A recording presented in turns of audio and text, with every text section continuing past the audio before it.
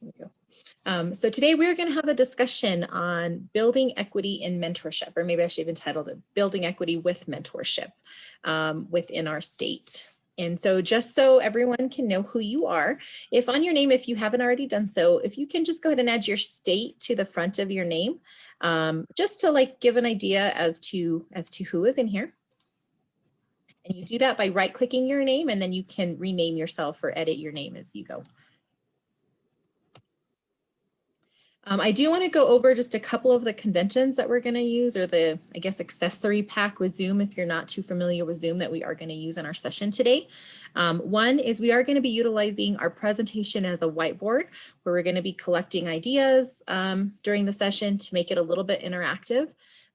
So you don't need anything special with that, but just letting you know that we are going to use that. You are going to be using the annotate tool. When we get to that point, if you're not sure where that is, you have a little toolbar on your screen. You go to the top and it either will say annotate, or you might need to go to view options or the little more button to find view options. And you would just find that little annotate button. And we'll go over, because we're going to be doing a little bit of drawing and editing there. And then we are also going to be utilizing our chat box. So if you're not sure where that is, it looks like a little balloon and it works very much like a text messaging system. So if you do have any questions, either right now we're currently a pretty small group, so feel free to either, you know, just turn your mic and have a question, or type it in the chat box. And we'll be utilizing our breakout rooms also. Okay. And also, just as a formality or just going forth, is if you do have any questions on anything, please ask. You know, I want the session to be interactive as much as possible. Thankful to have you all here with us, and just, you know, feel free to chime on in whenever you need. Do you want me to begin recording, Anita? I already did. I think okay. Yeah, I already started the recording. So, so for one, we're going to have a little practice with our annotation tools here. So this is a screen and it's where are you from? So again, I put up the different states that we have, and just to get an idea, ooh, sorry about that. Just to get an idea as to where everybody is from, if you go to the annotate tool function, you can either manually draw, or you can have a sticker, and this, or it's called a stamp, and you pick your stamp, and then you're able to just mark up the page. So there's my little space. So if you're not able to find the annotation tool on your menu, it might be view options. Do you have anything that says view options? Or where it says more, the three little dots, if you were to click on that.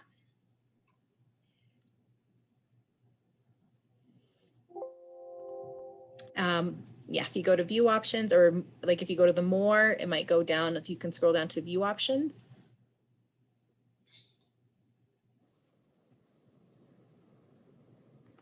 Okay, got it?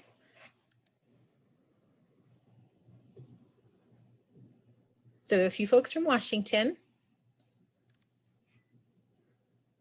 one of our Rhode Islands, we have some. Okay. I'll stick the dot on there for you, Marie. I'll make a.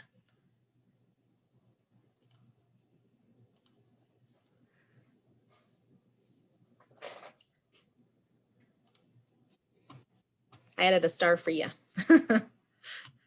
So just a little tool again, just to practice, as we are going to be using the annotate function later on just to collect some ideas. So this was just a good way for us to practice and kind of get used to finding where all of our buttons are for later on. Okay.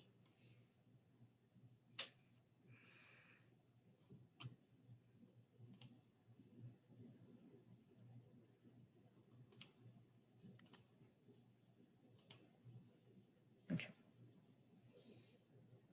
Oh, we have a lot of Washington folks. That's good to see.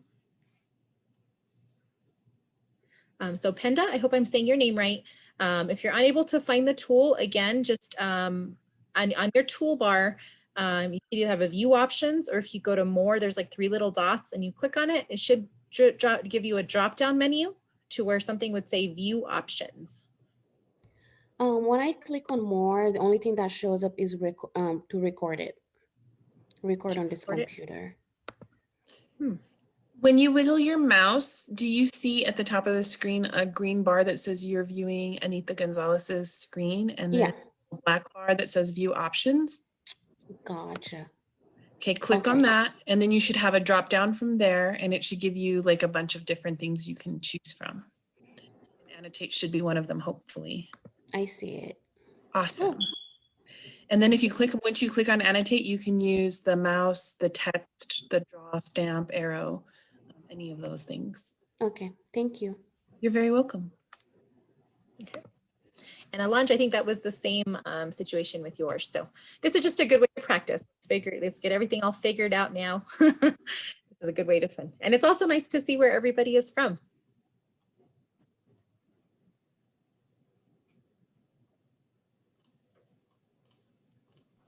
Okay, so well, good to have everybody here.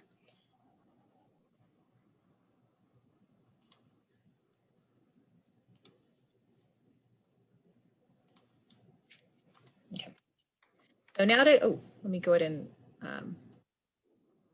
here my star. Okay, there we go. So as we get started, I wanted to start this workshop just with a little bit of thinking about, what is mentorship to you? And so by definition, so some of these are just, straight definitions that I copied, is when we're talking about mentorship and equity, what is mentorship to you? By definition, it's a relationship in which a more experienced or less knowledgeable person helps to guide a less experienced or less knowledgeable person. It's assuming that the mentor has a certain level of expertise and the mentee is learning something from the mentor. Is there anyone else that wants to add anything else to maybe a definition of mentorship?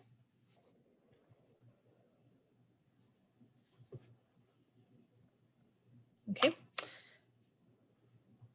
Now we're talking about equity. And when you talk about equity, equity is very broad. And, this conference, hopes to, tackle this bigger question. But when we're talking about equity, again, by definition, equity and equality are often compared to each other. And the best definition I found was when they were, somewhat talked about together.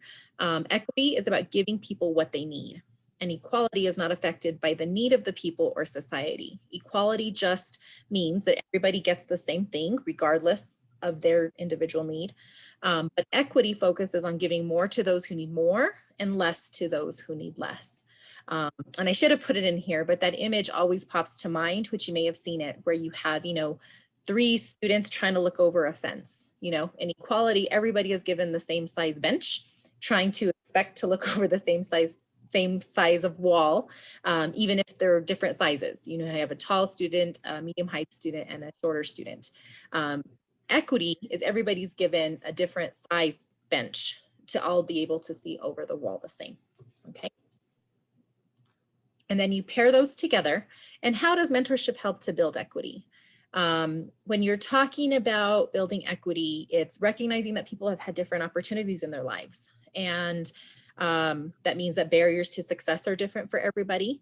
And oftentimes we need to invest our resources into those that possibly may need it more. Mentorship, some concepts of mentorship. The first step to achieving a goal is having a goal. And oftentimes mentorships allows students or allows anyone to have a goal, to be able to envision something else besides your current reality. And just, some human nature thoughts, I think people aspire to be people who are like them. You see a role model like yourself. You see somebody who looks like you in a movie. You see somebody who, who shares your same characteristics in a position. And, it's open to possibilities. There are some interesting statistics on mentoring. Young adults with a mentor are 55% more likely than their peers to skip school. 90% are interested in being a mentor themselves. 78% are likely to volunteer, and 130%, that means above and beyond, are more likely to hold leadership positions. So just showing you the power that mentorship can provide. Okay. So within our MESA program, over the years, my experience with our I'm our statewide program coordinator, and I've been with MESA now for over 17 years. So luckily I've been around for a lot of different programs that we've hosted. And so different types of mentorship situations that we've hosted over the years, just I kind of lumped into these 5 chunks of types of mentorship: teacher-student relationship, cultural-based, professional, peer-to-peer, and reciprocal. And we'll talk a little bit more about those later. And just some common things about our current situation right now when we're talking about mentorship. Mentorship is often viewed as a person-to-person or in-person relationship. And you know, this, like everything else, has changed drastically in how we communicate with each other. You know, some thoughts on this are, in some ways, virtual might be more convenient. Maybe that's a debatable statement. It does open up the world of possibilities to have mentors near and far, that they don't have to be in the same geographic area as yourself. So it opens up a wider pool of who might be available. But then the big question is, how do you continue to make relevant connections over the computer? And I think it's possible. It's just being cognizant of methods of communication and how that has changed. So the first type of relationship I'm going to talk about is a teacher-student mentorship relationship. And if you don't know it already, you are all mentors. I mean, this may be kind of one of those like just general assumptions. You know, as a teacher, you are one of the most critical influences in a student's life. And now more than ever, you are so important because mentorship is entirely about, you know, building a relationship, whether that relationship is formal or informal. It's talking about what's possible, how to get there. It talks about, you know, building trust and respect. You know, and the keys of mentorship is, you know, what'll it take for the student to be successful? I know I'm lucky to be surrounded by lots of amazing teachers that I work with on a daily basis. And I think that's something that that I hear them, or, you know, that they resonate, that this is something that they're always working towards, is what will it take for the student to be successful? And you as a teacher are ultimately the voice of that student in a lot of situations. So I want to take a minute and invite anyone else. When you're talking about basic mentorship relationships, is there anything that you all feel that is also important, you know, to add to that definition? You can add in the chat. You can feel free to use your microphone. Anybody?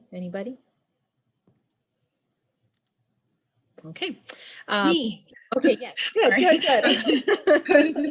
see mentorship as a way to help build grit for our students. When we have mentorship or we have mentors that like the students that we're serving, and they have their experiences and the stories, I just see it as they're less likely to want to see themselves as failing when they have a small mistake that happens. And hopefully they begin to learn that life is just one big iterative process, and that a mistake is just a mistake. It's not reflective of who they are overall. So that's my thought about mentorship. I'll stop now. Yes. Anybody else? Okay. There are some, so on each of these slides that I'm talking about, an activity that actually I want to implement this year. I'm still working out how to do this. This is a future activity for us, you know, here at New Mexico Mesa, is when I was looking up, or, you know, and doing some research on, you know, like mentoring in this time, in this virtual time, there was activity. It was just called an origami zoo. And you know, the I guess guidelines to it are pretty simple. You know, a mentorship relationship is just about building relationships, getting a student to talk to you, getting a student to open up. And I think that's what a challenge is with this virtual environment, is where everybody needs a check-in from time to time. And how do you do a check-in over the computer? So the concept of the origami zoo is simple. It's just, you know, you set up one-on-one time just to do these check-ins as best as possible. And, you know, oftentimes like now, when you're first talking with somebody, you may not have anything to talk about, like, you know, getting that conversation flowing, getting, getting everything going. And so this link here will take you to instructions as to how to build different origami animals. And so something as simple as origami can, eventually, maybe on your first meeting, you guys maybe either build together or build in advance and talk about your origami pig. And, over the time, if you're having these regular check-ins, say weekly, bi-weekly, whatever that may mean, by the time, the end of the semester, you have a little origami zoo. And, just as a matter of reflection, I think that's important to look back and just something that's, symbolic of maybe like building a relationship, a simple activity that can turn into building a relationship. The link, because I'm sharing these slides, I wanted to include a link there. All the link does is take you to the instructions of how to build origami. That was just the basis of the, the talk, I guess, or of the activity. And so now I'm going to ask you guys to be a little interactive here. And so this next slide here, again, we're going to be using our annotation tools. And I want you to be able to share out and just type straight into the screen. Again, if you annotate, there's a text function. And maybe what are some of your ideas, or what are some things that have worked with your students to help build that teacher-student relationship, or that teacher-student mentorship.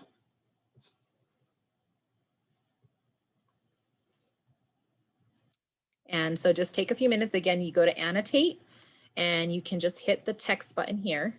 And some of your ideas might be regular,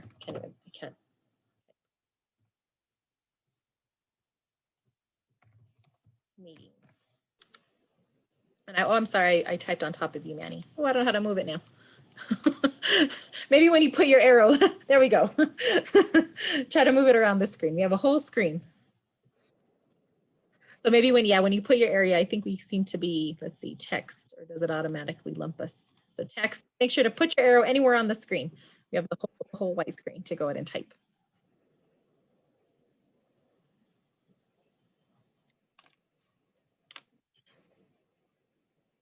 So telling your story, trust building activities, having lunch together. I think that's professional mentors or stories about that. I think that's something that's very common. Oftentimes sharing a meal, sharing coffee. I know some of you guys, some of the MESA teachers that we work with, maybe they have their, meetings after school, but their lunches are open office hours. Essentially, they're MESA kids that they come in and, during lunch, they just have a safe space to go in and share lunch with somebody. Fun check-in questions. That's kind of along the line of the, the origami. It's just maybe just having some questions to stimulate conversation, questions that are, overlapped over each other. Let's see if I'm able to change that. The check-in questions, again, help to get that conversation flowing.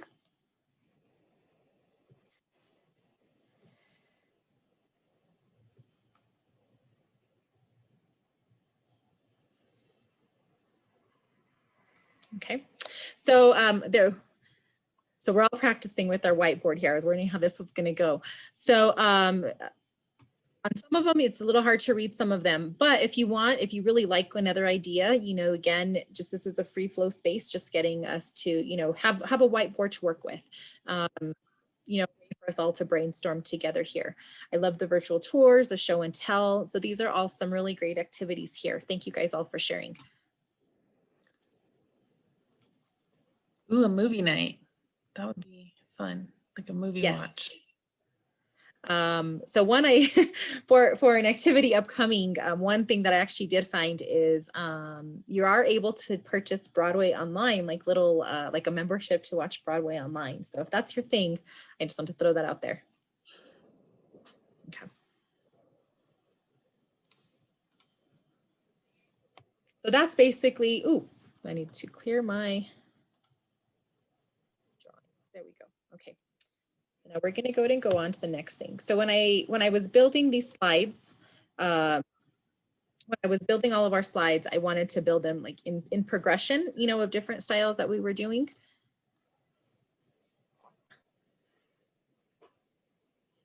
So the next type of mentorship, or I guess relationship, that I want to talk about is a cultural mentorship. And when I say that, when we define culture, culture is very broad. Basically, the customs, by definition, customs are social institutions and achievements of a particular nation, people, or other social group. So, maybe this mentorship relationship can happen based on a cultural identity. Maybe it can be a specific gender mentorship relationship. Um, there's lots of types of how you select a mentor. There is a lot of statistics out there, like say women to women mentorship has a lot more success than when a male maybe mentors a female.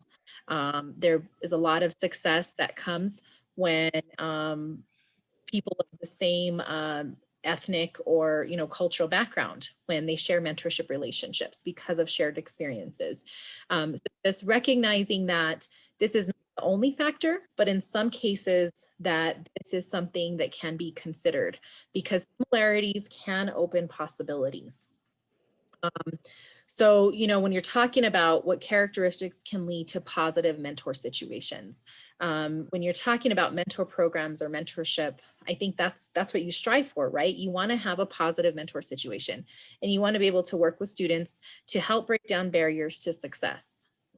So one program that we did in our state for about 6 years, or that we were a partner with, was the National Hispanic Youth Symposium. And the Hispanic Youth Symposium was a program of the Hispanic College Fund, and it was in about 11 states or 11 sites across the country. So you may have heard about this program previously and that it was different, but New Mexico did have a site.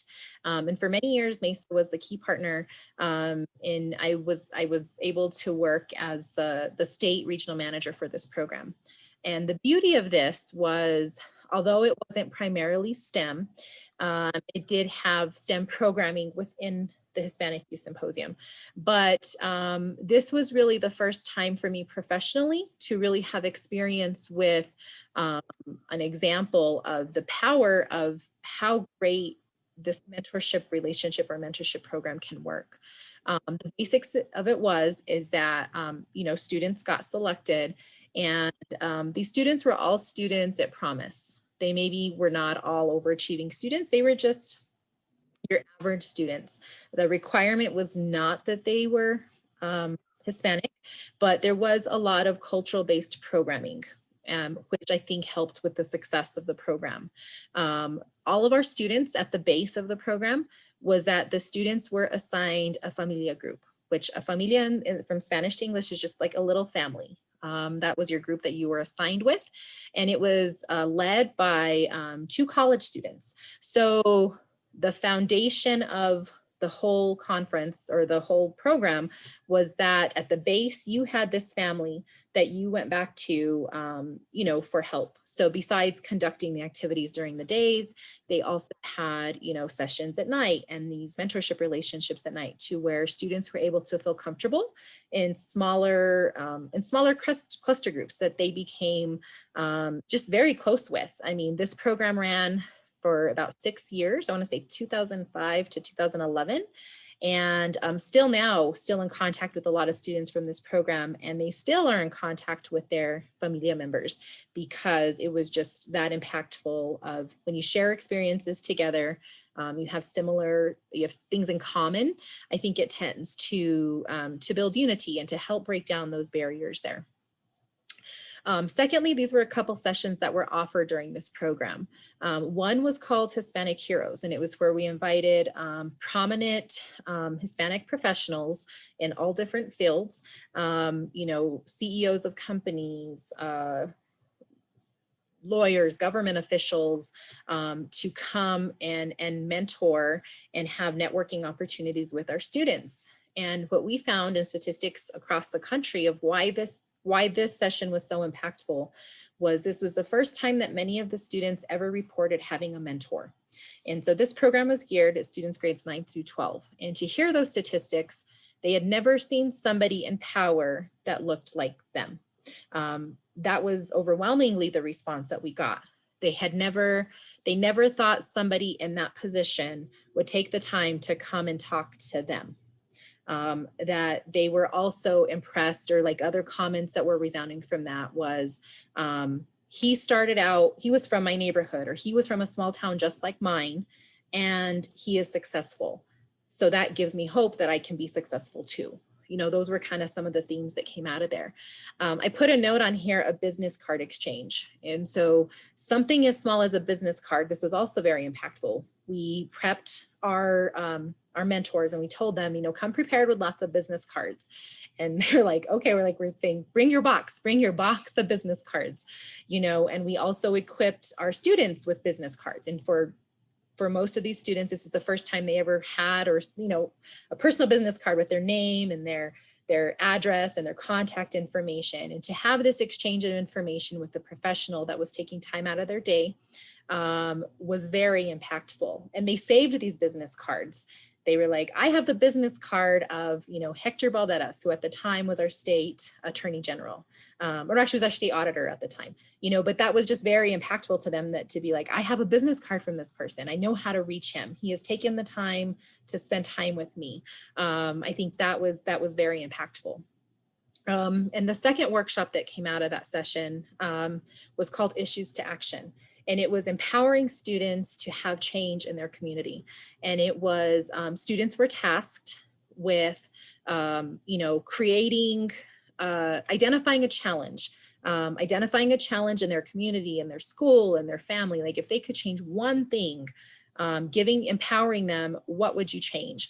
And then they had to create, if they had, you know, a small grant, or if they had money, what could they do to work for change? And what these students came up with, given the opportunity and given the guidance, was just incredible as to, you know, students, when breaking down barriers, when given opportunities, will thrive. And again, just the theme of this was big on mentorship. This is really my first exposure to, you know, again, how impactful that could be. And it was to always send the elevator back down. And this is something that resonates with me even back today. When you get to and it was just, it was meant as this, you know, you work in your career, your personal, your professional career. And when you get to a place where you can help somebody else, that you have that responsibility to then help someone else get there. And so there's a question in the chat, and it was, have you seen examples where social media can be very beneficial in cultural mentoring? I'm trying to think. Again, social media wasn't as prominent, you know, during this program, but in a lot of ways it did. There was still social media, I think, allowed people to clump together. So say the familias did start like groups or chats or their own pages, they were able to. And I think part of that is also you're able to stay in touch better. Even when you're talking about students in general, you know, just gravitate towards social media. Even myself at 40, I think I tend to gravitate towards social media. But, you know, I think I definitely see where it can be beneficial in that experience, definitely. So that's our one example within our program. And so my next slide is again the same way. Maybe what are some of your ideas? And if anybody is actually willing maybe to talk or maybe share if they've ever done any type of this mentorship in their area.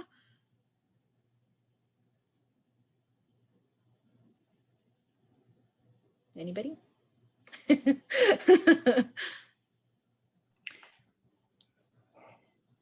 So Anita, this is Manny. I haven't here in New Mexico, but when I was growing up in Dallas, we did have something like this. And it was like a summer program for Hispanics and to get like jobs. And I don't remember what it was called, SER jobs, I think it was, SER, like to be, right? SER jobs, maybe, if I'm not, it's been 35 years or more, but, and that was awesome because everything that you talked about in your previous slide, you know, applied, but the cultural part was there. Yeah, to have that experience, to say as a first generation American, Hispanic American, right? having someone there, like you said, is just amazing, to be able to have someone that you can look up to, that can guide you in the right direction. Because, as first generation, your parents don't know, or they might be working, and you need someone there that, like you said, that maybe looks like you, thinks like you, or maybe came from your same community. But the only one I can think of is that one. It was Fair Jobs for Progress or something like that, and it was geared to high school kids.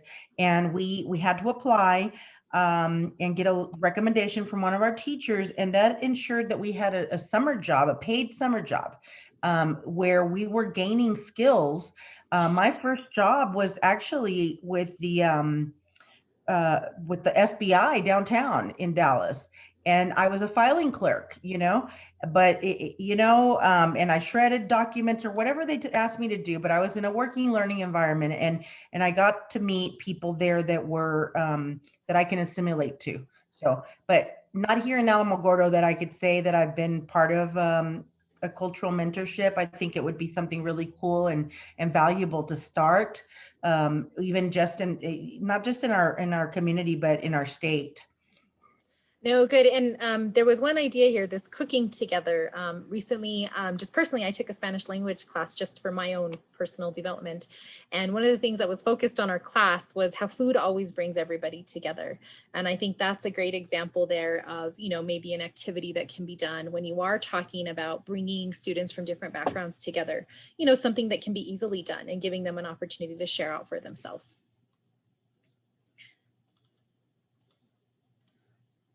Yeah, cultural identities are very visible and audible also in music and art. Yes. Food, music, and art is sort of are all very big parts of identities. Clothing too, but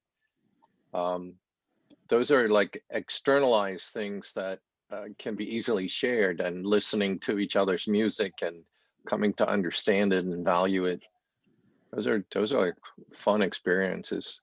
Yes. I did together with a former high school student, I did a podcast for 4 or 5 years, interviewing musicians from all over the world, independent musicians, bedroom musicians, and literally with people from all over the world. And through music, we got to know a lot more about each other than through other means. So it was a very interesting way of it was not a mentorship situation, but it was certainly a cultural exchange. Yes.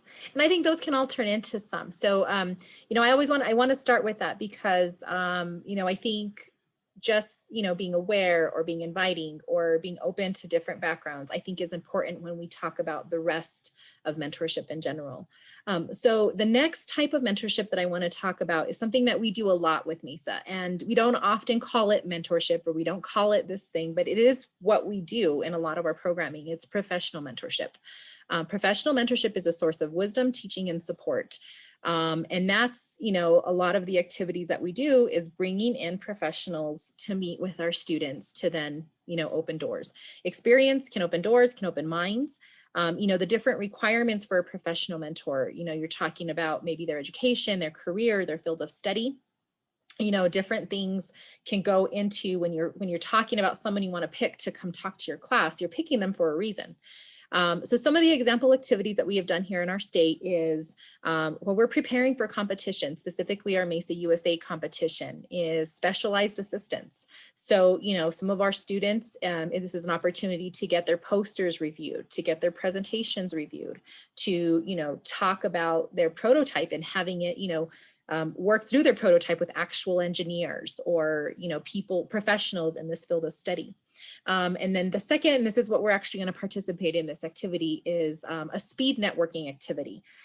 We've done this format, again, learning the format even from the basis of the Hispanic Youth HYS, but I've used this format a lot of different ways over the years. And it's very similar to speed dating. If you ever, the format of speed dating, where you just you have a couple minutes, couple quick minutes at different sessions, but it's called speed networking. And so the basis is simple. It's there's a set specified amount of time to complete a set specified task, and you don't have a lot of dead time. with that places where this has been appropriate is we do have an energy and education fair here in our state where we've had energy professionals. So we've had, professionals that are maybe biologists, petroleum engineers. We've had, accounting technicians from an energy company, and where the professional stays in one place. If you imagine a room with 20 different tables and the professional stays in one place, and then there's 5 students at the table, and then it's like, ready, everybody, then go. And then the room goes up in an uproar and there's about 5 minutes of chatter. The professional gives their elevator speech and the kids are listening, and then it's turned back for the kids to offer some questions. And then it's like, okay, everybody switch. And literally that professional gets up, moves to the next table. And so within, say, an hour's time, maybe they have talked with, 5 to 10 mentors in different capacities, kind of short, quick, to the point. It just is a different way of engagement than maybe talking, like say a presentation, than listening to somebody give a presentation for an hour. Just find it's pretty impactful just to kind of have that opportunity. Other situations where I've used this is, so my office is located on a university campus, and I've worked with our university before when they've asked me to come in and help when they've had college faculty and student meet and greets. The same concepts, college students are there, faculty moves around. We have a program called STEM Showdown where it's environmental professionals. So, students come in and the professionals there was, someone from the Park Service, there was, a bird scientist. I know there's more professional names and I'm drawing a blank, but there was, an aviologist, there was, all these different professions, and they got to hear from lots of different perspectives. And then the last was where we've had college students with students, help with different challenges in a very limited amount of time, and also able to do that meet and greet, just to, identify with college students. And again, in this type of situation, it wasn't necessarily, the identifying factor was not necessarily a cultural background, although that did come into play, but it was a professional mentorship relationship. And so the activity that I want to do with everybody now is something as simple. It's called an elevator speech. And I don't know if you've ever used this or created one or heard the term, which you probably have, but it's a very quick synopsis of your background and experience. It is short enough that to be able to present during a brief elevator ride. So it's basically a 30-second to a minute little speech about yourself. So what I'm going to ask you all to do right now is to think about your little brief introduction about yourself. If you have 1 minute to talk about yourself, what are the key things you want people to know? Name, profession, where you live, are you, like in myself, like I'm a mother, different things that you would or would not want somebody to know if you were networking, and if you had to really quickly explain how you are. So we are going to do an activity. We're going to break out into breakout rooms. So as I'm getting the breakout rooms together, think of your elevator speech. I'm going to create 6 different breakout rooms, and there's going to be 2 of you in each breakout room. So what's going to happen, I'll put you in the breakout room, go ahead and just situate yourself, and I'm going to send out notifications around the room. So once you get into your room, if you can identify who's person A and who's person B. So the first time, person A will give their elevator speech, and I'm going to time it to 1 minute. So you have 1 minute to give your elevator speech. Then I'm going to send another notification into the room, and I'm going to say person B question. And this is, again, you have 1 minute to ask a question, a couple questions, maybe about what they said, or you can just stare at each other across Zoom. I don't know, but it's just this really quick interaction, and then I'm going to send out a notification to say switch. And then in that turn, person B will have 1 minute to give their elevator speech. And then again, the next minute will go, and person A will have their 1 minute Q&A. Okay, so any questions? Simple concept, but it's challenging on the spot. It's a time thing, and it's just, so think about your quick elevator speech. Once you get into your rooms, I'll give you a minute or so to determine who's going to be person A and who is going to be person B. Okay, so go ahead and go to your rooms now.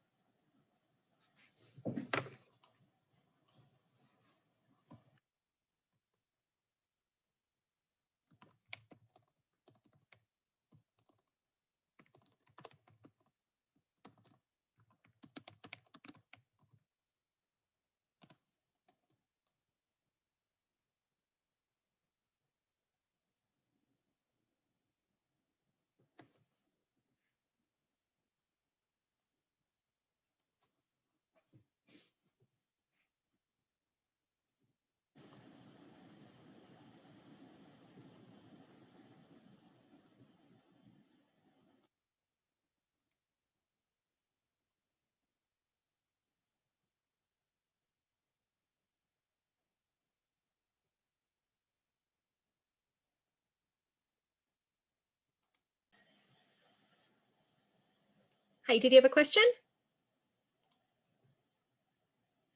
Hey, yeah, I'm the only one in this breakout room. There was someone that joined you. I'll add you to another one. Okay. Let me go ahead and leave Thank you. this one. Okay, now how do I leave? Leave room. There we go.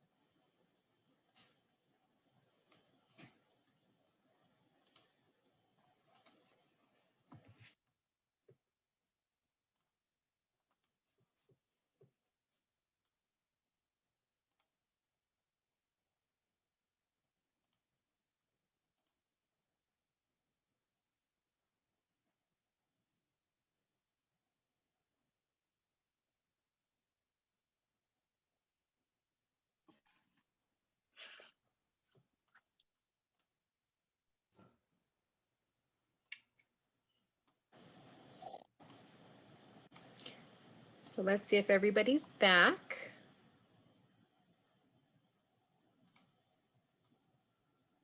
I think people are still.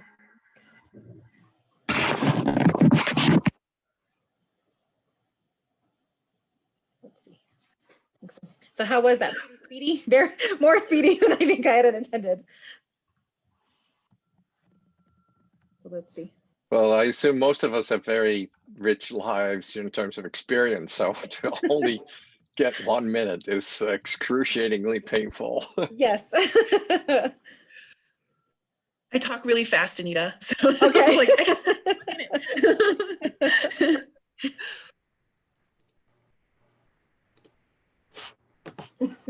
Yeah. So I'm glad I see you. You guys are coming back smiling. That's a good sign. So I was wondering, you know, how do I make this interactive, or how do I kind of mimic that with the breakout room? And just for time's sake, so fast. Normally in a situation, they get more than a minute.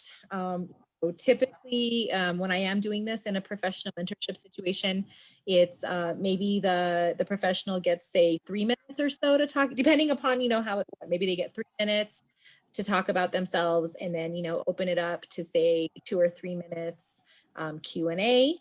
A lot of times when we're working with student groups, the questions don't always flow as good as I wish they would. You know, students just kind of stare at you.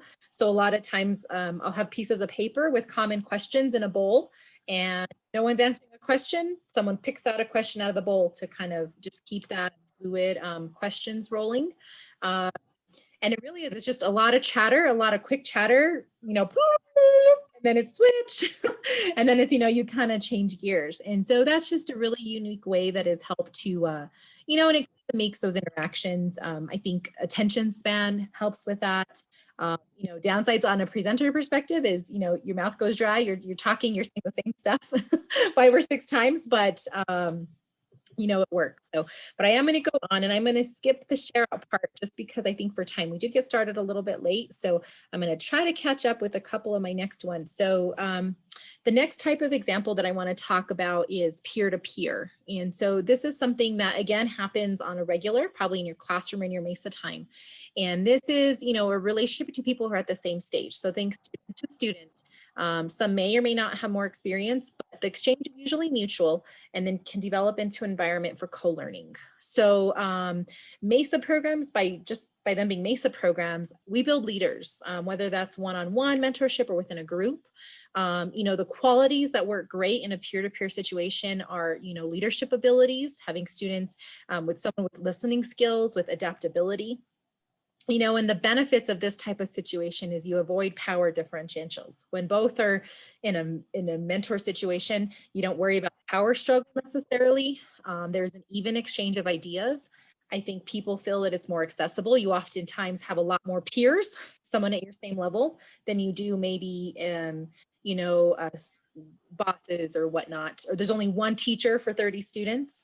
There's an opportunity just to share empathy and to, you know, have students understand and, you know, work with other students in their group. Some examples of how we've done this within our MESA time is we used to have a tutoring program. We would pay students to be tutors of other students. And so MESA tutoring was a big key component of our program, and, or, you know, still is. And so students, either they could come to their MESA session and either they would have to be the tutor or the tutee, but it was, you know, just a program there. And also when you're talking about competition team development, by nature, your competition teams are peer-to-peer mentorship. They have to learn from each other. They have to share out with each other. You see the dynamics, and sometimes you see the clashes of maybe, you know, say you have 4 students on a team and how well they work together. You know, any group work that you do is this peer-to-peer mentor situation. And the last type that I want to share with you is called reciprocal mentoring. It's when someone is able to serve both as a mentor and a mentee in a situation. As a mentor, you're able to be accountable and give encouragement and feedback. In a mentee role, you're also able to learn. Both roles promote learning, encouragement. And the benefits of this is that, you know, individuals can feel empowered, you know, to be able to mentor somebody else, learn something, share what they've learned. They're able to develop communication skills along the way, and they're able just to learn from experience. So the one example that I want to talk about here in our state is we're starting it back this year. It used to be in existence when I first started with MESA, and it's called MESA Buddies. And what it is, it's a high school to elementary student mentorship program. And so the foundation is the high school students like a high school MESA program partners with an elementary school classroom, and they then go into the elementary classroom on a regular basis and teach lessons or, work with the elementary students. And so in this case, we're doing it virtual. We are converting this program virtual. But what we're finding, so the students that are teaching these lessons to this are going to have to learn the activity. So, one of our teachers' proposals, they have 2 days that they set up. Day one is where they teach the student the activity. And so the student is learning about the activity and what they have to do. And then day two, the students are leading the activity with their elementary students. And so, and this builds into long-term relationships. This gives the opportunity for growth. And also I think it allows the opportunity for even information retention. The high school students now have a responsibility that they have to learn this content area because they're teaching it to the elementary students. And the elementary students really look up to the high school students as like, wow, high school kids are coming into our classroom. And sometimes they listen to them possibly even more than the teacher, just that role. They think it's a really neat experience. And so I'm really excited to put this back into our New Mexico MESA repertoire for this year. Sorry, there was a question would you regard college student to high school student as a peer-to-peer?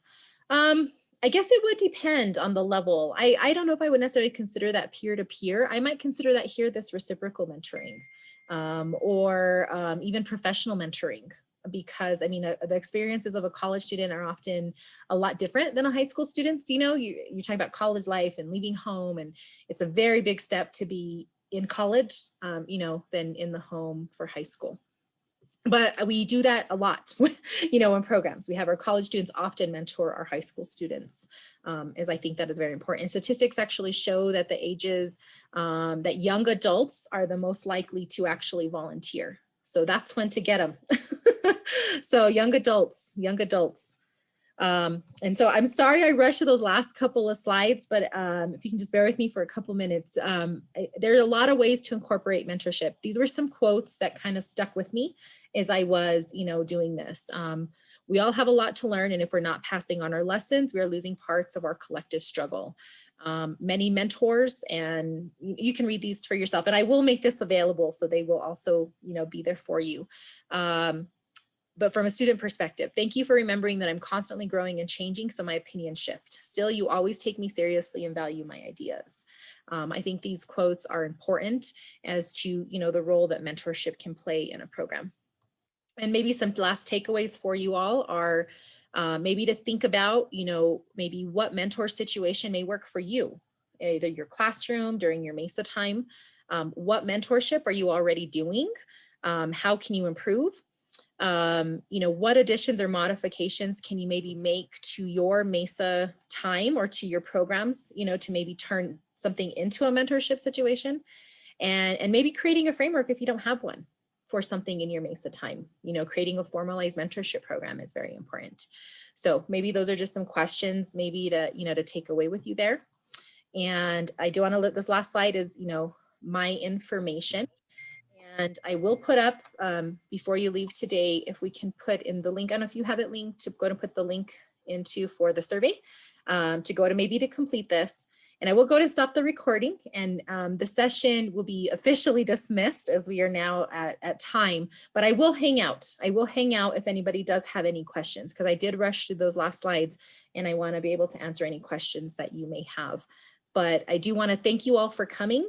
I know it was a little quick there at the end, but I want to thank you for participating in that activity, and just to be able to understand that role, that quick mentor role, about how quick it can be. But it does work. It takes some practice sometimes to getting used to it. And the first rounds feel a little awkward, but by the end, it's a smooth ship by round 4 or 5, if you have to give your elevator speech 4 or 5 times. So I am going to go ahead and